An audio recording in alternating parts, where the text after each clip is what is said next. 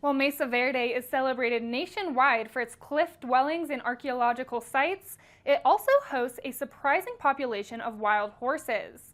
The National Mustang Association of Colorado has undertaken the Mesa Verde Project to relocate these horses, aiming to preserve the park's archaeological sites. You're watching the Local News Network, brought to you by Big O Tires and Blondie's Trophy Room. I'm Sadie Smith. Horses have roamed Mesa Verde for centuries, long predating its status as a national park. The relocation project will apply to the remaining 40 to 50 wild Mustangs over the coming years. The Mesa Verde Project is an agreement between the Mesa Verde National Park and the National Mustang Association Colorado.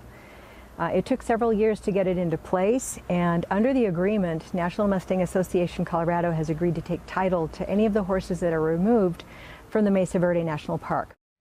The park's decision to remove the horses stems from their role, which does not include horse management responsibilities.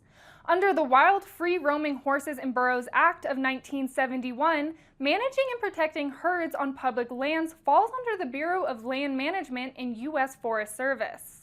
After the horses had been discovered, some horses died on the park, and people were concerned.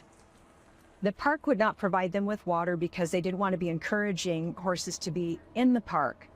And so the Mesa Verde National Park agreed to start working with NMACO after several rounds of communications, and NMACO wanted to be part of the solution. To capture the horses, NMACO follows a detailed plan involving familiarizing the horses with humans, using water, salt, and feed as bait, and employing gentle trapping methods to ensure a low-stress gathering process. Unlike helicopter roundups, which involve herding horses into pens using helicopters, this method is much gentler, making the horses easier to tame and more appealing as adoption candidates.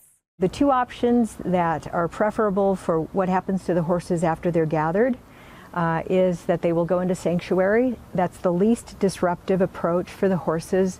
And so if there is enough room at a sanctuary for a group of horses, that's ideal.